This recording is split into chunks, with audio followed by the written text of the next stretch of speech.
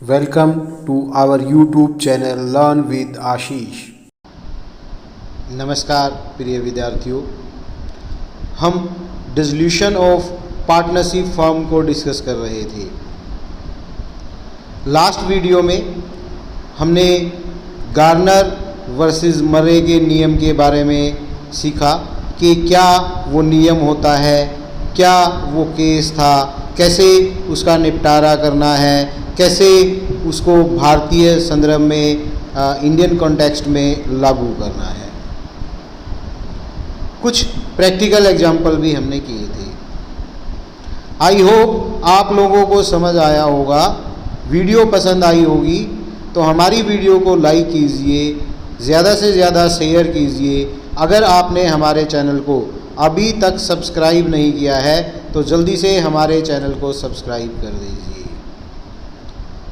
आपका प्यार हमारे साथ ऐसे ही बना रहे, आप हमारे वीडियोस को देखते रहें, अपनी नॉलेज को बढ़ाते रहें। गार्नर वर्सेस मरे के नियम को आगे बढ़ाते हैं। कुछ और एग्जाम्पल, विभिन्न यूनिवर्सिटीज़ के एग्ज़ाम में आए हुए एग्जाम्पल्स को हम डिस्कस करेंगे। तो देखते हैं क्या है नेक्स्ट एग्जाम्पल और कैसे हमें उसको अप्लाई करना है गार्नर वर्सेस मरे के नियम को।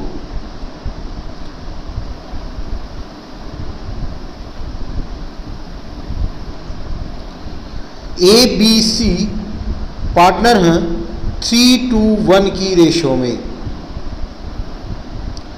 30 जून 1991 को उन्होंने फर्म को डिसॉल्व कर दिया। उन्होंने बी को अपॉइंट किया एसेस्ट और को रियलाइज करने के लिए और उससे जो प्रीसीडिंग आई उसको डिस्ट्रीब्यूट करने के लिए। बी को 5% कमीशन मिलेगा सेल ऑफ एसेस्ट पे, accept cash as his remuneration and is to bear all the expenses of realisation. वो सभी एक्सपेंसेस बियर करेगा, 5% उसको कमीशन मिलेगा सेल ऑफ एसेट्स पे कैश को छोड़ के as his remuneration. Balance sheet given है।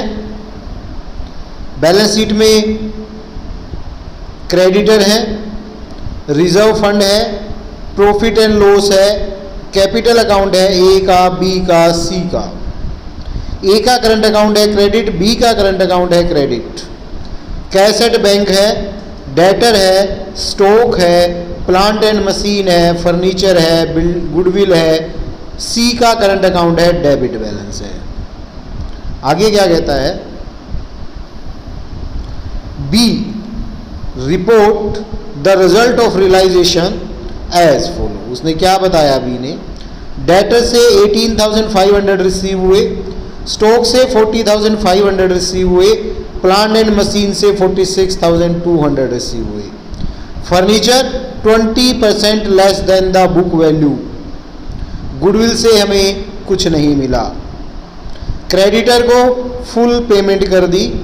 रियलाइजेशन का एक्सपेंस 600 रुपये हुआ, वो बी के द्वारा व्यक्तिगत रूप से पर्सनली मीट किया जाएगा। हमें तो उसको केवल कमीशन देना है, तो खर्चा हो, कम हो, ज़्यादा हो, वो उसका पर्सनल मैटर है। सी इंसॉल्वेंट हो गया, सी का दिवाला निकल गया।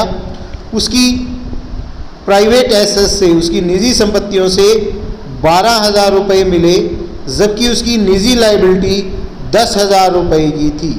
तो फर्म में अगर जरूरत है तो वो 2,000 रुपये ही दे सकता है। नेसेसरी अकाउंट बनाना है। बीकॉम में केयू में आया हुआ क्वेश्चन है। तो देखते हैं कैसे करेंगे। पहले सभी एसेट्स को, debtor, stock, plant, furniture, goodwill, इनको रियलाइजेशन में ट्रांसफ़र करेंगे तो रियलाइजेशन के डेबिट में आ जाएगा 2 डेटर अकाउंट 22,000 जो बुक वैल्यू है, जो बैलेंस शीट में दिया है वो। 2 stock account 45,000, 2 plant and machine 69,000, 2 furniture 16,000, 2 goodwill 18,000। फिर हम लाइबिलिटी को ट्रांसफ़र करेंगे।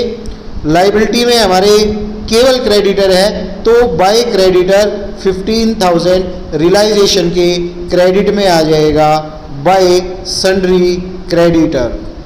रियलाइजेशन के क्रेडिट में 15,000। फिर हम एसेट को सेल करेंगे बाय बैंक अकाउंट। उसने बताया कि डेटर से 18,500 रुपये मिले, तो डेटर को लिख देंगे बैंक में 18,500 रुपये। स्टॉक से हमें 40,500 मिले, इन दोनों को ऐड कर देंगे 59। मशीन से 46,200 मिले, तो उसको लिख देंगे, हमने लिखा stock 40,500, plant and machine 46,200। Furniture से 20% लेस, तो फर्नीचर की वैल्यू थी 16,000, 20% लेस तो 3,200 रुपीज़ लेस हो जाएंगे, 12,800 रुपये हमें फर्नीचर से मिले। टोटल हो गया 1,18,000। फिर क्या कहता है, गुडविल से कुछ नहीं मिला तो कुछ नहीं आएगा। क्रेडिटर को फुल पे कर दिया, तो रियलाइजेशन के डेबिट में टू बैंक अकाउंट, क्रेडिटर को फुल पे कर दिया। क्रेडिटर 15,000 के थे, 15,000 के। अब बी को कमीशन देना है कैश को छोड़कर, जो एसएस से मिला उस पर। तो कैश को छोड़कर हमारी एसएस से मिला 1,18,000, उस पे 5% देना है, तो बी का कैपिटल अकाउंट क्रेडिट हो जाएगा 5,900 रुपीज़ से। अब हम रियलाइजेशन के डेबिट और क्रेडिट का मिलान करेंगे, उनको मैच करेंगे, तो डेबिट आता है हमारा रियलाइजेशन का 1,90,900, क्रेडिट आता है 1,33,000, तो 57,900 का लॉस हो गया। इस लॉस को उनकी प्रॉफिट शेयरिंग रेशो 3:1 में डिस्ट्रीब्यूट कर देंगे, तो ए का करंट अकाउंट 28,950 से, बी का करंट अकाउंट 19,300 से, सी का करंट अकाउंट 9,650 से डेबिट हो जाएंगे। अब हम उनके करंट अकाउंट बनाएंगे। तो सबसे पहले करंट अकाउंट में उनका जो बैलेंस शीट में बैलेंस दिया हुआ था, ए और बी का क्रेडिट था, वो लिखा ए का 16,000 by balance B D, B का 5,000। सी का डेबिट था, उसके डेबिट में लिखा टू बैलेंस बी डी 25,400। फिर जो प्रॉफिट दे रखा था और जो लॉस दे रखा था, प्रॉफिट लॉस दे रखा था और रिजर्व दे रखा था, बैलेंस शीट में हम उसको ओल्ड रेशो में, उनकी जो रेशो है प्रॉफिट शेयरिंग, उसमें डिस्ट्रीब्यूट करेंगे। तो reserve by reserve fund account to A current account, to B current account, to C current account. 12,000 था, 6,000 बाय रिजर्व फंड क्रेडिट हो जाएगा ए, 4,000 से बी और 2,000 से सी। प्रॉफिट एंड लॉस में था 2,400 रुपये, तो वो 3:1 में डिस्ट्रीब्यूट कर देंगे by profit and loss account. A का करंट अकाउंट 1,200 से, बी का 800 से और सी का 400 से क्रेडिट हो जाएगा। अब रियलाइजेशन के लॉस को लिखेंगे, टू रियलाइजेशन, ए डेबिट हो जाएगा 28,950 से, बी डेबिट हो जाएगा 19,300 से और सी डेबिट हो जाएगा 9,650 से। अब जो करंट अकाउंट का बैलेंस बचेगा उसको कैपिटल में ले जाएंगे, तो तीनों का ही डेबिट बैलेंस बच रहा है, तो क्या हो जाएगा, बाय कैपिटल अकाउंट ए का 5,750, बी का 9,500 और सी का 32,650 डेबिट में चला जाएगा पार्टनर के करंट अकाउंट की। सबसे पहले कैपिटल अकाउंट के, सॉरी, तो सबसे पहले हम कैपिटल का बैलेंस लिखेंगे 80,000, 40,000 बी का, 27,950 सी का। अब उनका करंट अकाउंट का जो बैलेंस है वो डेबिट में आया था, तो डेबिट में लिखेंगे to current account, A 5,750, B 9,500 और सी 32,650 से। अब हमें सी से पैसा लेना है 4,700 रुपये, 32,650 वो डेबिट है, 27,950 वो क्रेडिट है, तो 4,700 रुपीज़ उससे लेने हैं। लेकिन क्या कहता है, सी की व्यक्तिगत संपत्तियों से, उसकी निजी संपत्तियों से हमें 12,000 मिले, जबकि उसकी निजी लाइबिलिटी 10,000 थी, तो पहले इनकी पेमेंट होगी, 2,000 उससे बच गई, हमें लेने हैं 47,000, तो वो 2,000 देने में सक्षम है, तो 2,000 उससे रिसीव कर लेंगे, तो उसे रिसीव करने की एंट्री हो जाएगी बाय बैंक अकाउंट, जो रिकवरी हुई 2,000। अब लॉस हो गया, उसके कारण 4,700 उससे लेने दे, 2,000 उसने दे दिए, बाकी वो नहीं दे सकता, 2,700 का लॉस हो गया। जो सोलवेंट पार्टनर है, जो सक्षम पार्टनर है ए और बी, वो उसको बियर करेंगे। किस रेशियो में? कैपिटल की रेशियो में। कैपिटल की रेशियो कौन सी? जो डिल्यूशन से जस्ट पहले थी, फिक्स है, तो हम जो रिजर्व है और प्रॉफिट है उसको एडजस्ट नहीं करेंगे, जो फिक्स कैपिटल है उसकी रेशियो में। तो उनकी फिक्स कैपिटल है ए और बी की 80,000 एंड 40,000, तो उनकी रेशियो आ गई 2:1 कैपिटल की, तो इस 2,700 को वो 2:1 की रेशियो में बियर करेंगे, तो 1,800 से ए और 900 से बी डेबिट हो जाएंगे to C capital account. Deficiency 1,800 से ए और 900 से बी। सी को क्रेडिट कर देंगे by A capital account 1,800, by B capital account 900, फिर उनका फाइनल पेमेंट जो करना है या मंगवाना जो भी निकलता है वो हम कर देंगे। तो ए का पे करना निकलता है 72,450, वो पे कर देंगे to bank final payment made. B का निकलता है 35,500, वो पे कर देंगे टू बैंक फाइनल पेमेंट 35,500। तो वर्किंग नोट में आपने एक तो ये रेशियो निकालनी है और इस लॉस को कैसे डिस्ट्रीब्यूट किया ये करके दिखाना है, अदरवाइज कोई वर्किंग नोट बनाने की जरूरत नहीं है। कैश अकाउंट बनाएंगे। कैश अकाउंट में क्या था? हमारे पास बैलेंस था, बैंक अकाउंट है, बैंक अकाउंट का बैलेंस था 2,950। एसेट को बेचने से आया था 1,18,000, वो आ जाएगा। सी की कैपिटल से आया था 2,000, वो आ जाएगा। क्रेडिटर को पे किया था बाय रियलाइजेशन 15,000, ए की कैपिटल की पेमेंट की थी bye A capital 72,450, bye B capital 35,500। अब कैश में हमारा कुछ नहीं बचा, दोनों साइड इक्वल आएंगी, तो सभी अकाउंट हमारे क्लोज हो गए। तो इसमें क्या था? एक तो फिक्स कैपिटल का दिया हुआ था, तो हम लॉस को फिक्स कैपिटल में बांटेंगे। रिजर्व और प्रॉफिट दे रखा है, उसको एडजस्ट नहीं करेंगे। हाँ, अगर फिक्स कैपिटल नहीं होती तो फिर उसको एडजस्ट कर दें। आगे आने वाले समूह में आएगा तो हम उनको देखेंगे। समझ आया होगा? हमारी वीडियो पसंद आ रही होगी, लाइक कीजिए, ज़्यादा से ज़्यादा शेयर कीजिए और हमारे चैनल को सब्सक्राइब कीजिए। तो यहाँ पर हमने रियलाइजेशन के एक्सपेंस की कोई एंट्री नहीं होगी, क्योंकि वो बी ने साइन करने, हम बी को कमीशन दे रहे हैं उसके एवज में। गार्नर मरे के रूल के बारे में स्पष्ट मेंशन नहीं है तो इसलिए रियलाइजेशन के लॉस को नगद में लेके आने की एंट्री नहीं की है, ये ध्यान रखना है। करंट अकाउंट क्वेश्चन में दिए हुए हैं, उनकी कैपिटल फिक्स है, कैपिटल फिक्स है तो जो लॉस होगा इनसॉल्वेंट पार्टनर की कैपिटल का डेफिशिएंसी होगी, वो सक्षम जो एफिशिएंट पार्टनर है, सोल्वेंट पार्टनर है ए बी, उनकी फिक्स कैपिटल की रेशो 80,000 रेशियो 40,000 दैट इज 2:1 में उस लॉस को डिस्ट्रीब्यूट किया जाएगा। तो ये बात आपको इस क्वेश्चन में ध्यान रखनी है। नेक्स्ट देखते हैं, ए बी सी डी 3:3:2:2 की रेशो में पार्टनर हैं। उनकी बैलेंस शीट गिवन है, क्रेडिटर है, ए का लोन है, ए की और बी की कैपिटल है लायबिलिटी साइड में।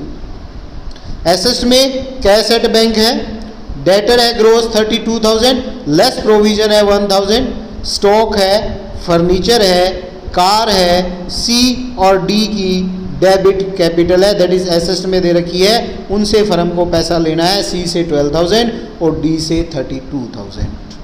आगे क्या कहता है? आगे कहता है it was decided to dissolve the firm with effect from 31 December 2001।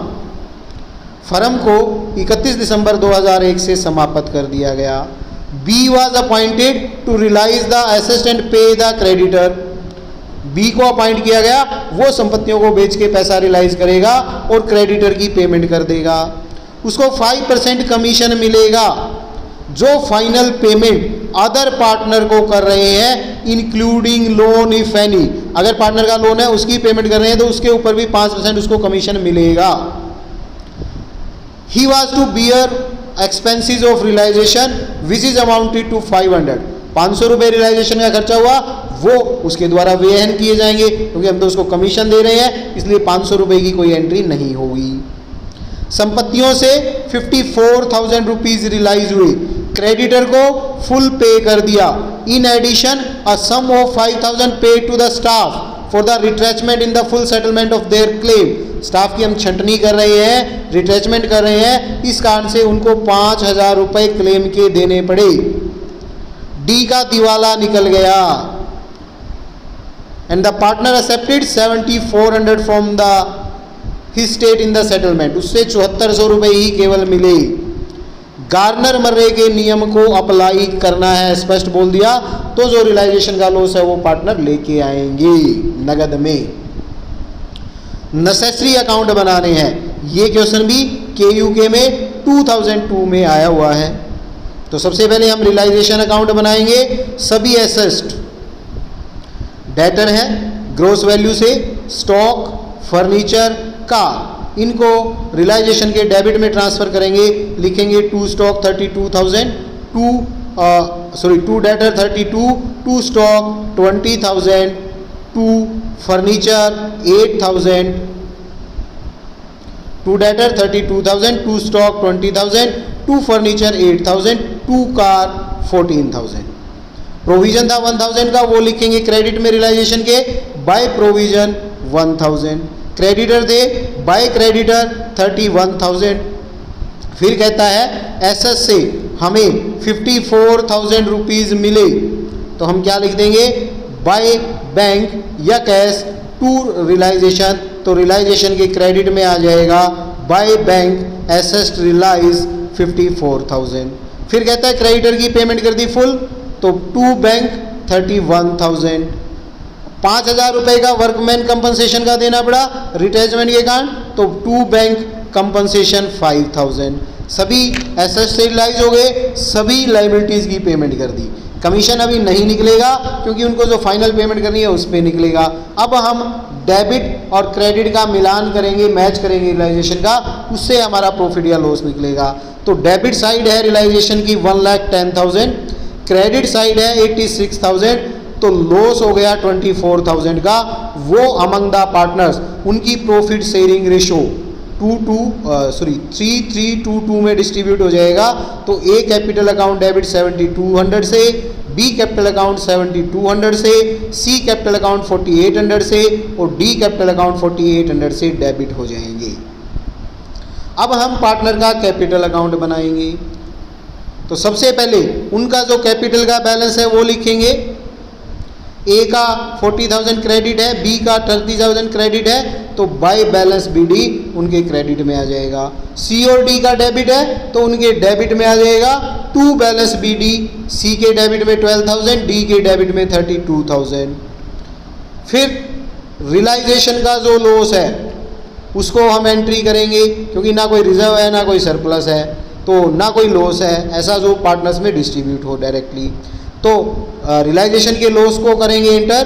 To realisation account, A debit हो जाएगा 7,200 से, बी 7,200 से, सी 4,800 से और डी 4,800 से। गार्नर मर्रे के नियम को लागू करना है, तो जो योग्य पार्टनर है ए और बी वो रियलाइजेशन के लॉस को नगद में लेके आएंगे। तो by bank account loss brought in 7,200 A के द्वारा, 7,200 बी के द्वारा। ए का जो लोन था, क्योंकि हमें फाइनल पेमेंट निकालनी है तो हम उसको ट्रांसफ़र करके कैपिटल अकाउंट में ले आए। By loan account, as loan account 20,000 वो यहाँ पे आ गया। अब सी और डी से फर्म को पैसा लेना है। सी से लेने हैं 16,800 और डी से लेने हैं 36,800। अब क्या कहता है, डी का दिवाला निकल गया, उसकी संपत्ति से केवल 7400 रुपये रियलाइज हुए। अब उसे पैसा लेना कितना है, पैसा लेना है 36,800, दे रहा मिल रहे हैं केवल 7400, तो हम 7400 तो ले लेंगे, तो एंट्री क्या हो जाएगी, डी का कैपिटल अकाउंट क्रेडिट और बैंक अकाउंट डेबिट। तो बाय बैंक डी को क्रेडिट कर देंगे 7400 रुपये से। लेने थे 36,800 और मिले हैं 7400, तो उसकी कैपिटल की डेफिशिएंसी आ गई 29,400 रुपीज़। इसको जो सक्षम पार्टनर हैं वो बियर करेंगे, ए और बी। ए और बी की कैपिटल की एडजस्टमेंट हम करेंगे कि कितना उनका रेशो है। ए की कैपिटल है 40,000, बी की है 30,000। कोई रिजर्व सरप्लस नहीं था तो उनकी रेशो 4:3 आ जाएगी। तो डी के कारण जो लॉस हुआ उसकी डेफिशिएंसी के, कैपिटल की डेफिशिएंसी के कारण, उसको ए और बी 4:3 उनकी कैपिटल की रेशो में बियर करेंगे। तो ए कैपिटल अकाउंट डेबिट हो जाएगा और बी कैपिटल अकाउंट डेबिट हो जाएगा 29,400 रुपये जो उसकी डेफिशिएंसी थी उससे। तो उसकी डेफिशिएंसी को हम 4:3 में बांटेंगे। तो ए डेबिट हो जाएगा 16,800 टू डी कैपिटल अकाउंट और बी डेबिट हो जाएगा 12,600। डी को क्रेडिट कर देंगे by A capital account 16,800, by B capital account 12,600। C योग्य है, वो अपना पैसा ला सकता है, 16,800 उससे लेने थे तो उससे लेके आने की एंट्री हो जाएगी बाय बैंक 16,800। अब ए और बी बच गए, ए की कैपिटल का बैलेंस और बी की कैपिटल का बैलेंस निकालेंगे। ए का आ गया 43,200, बी का आ गया 17,400। इसको कैरी फॉरवर्ड करके आगे ले आएंगे क्योंकि हमें बी को कमीशन देना है जो अदर पार्टनर को पेमेंट मिल रही है उसके ऊपर। तो हम उसको कैरी फॉरवर्ड करके ले आए। ए को मिलेंगे 43,200, बी को मिलेंगे 17,400। बी को कमीशन मिल रहा है अदर पार्टनर को जो पैसा मिल रहा है उसके ऊपर।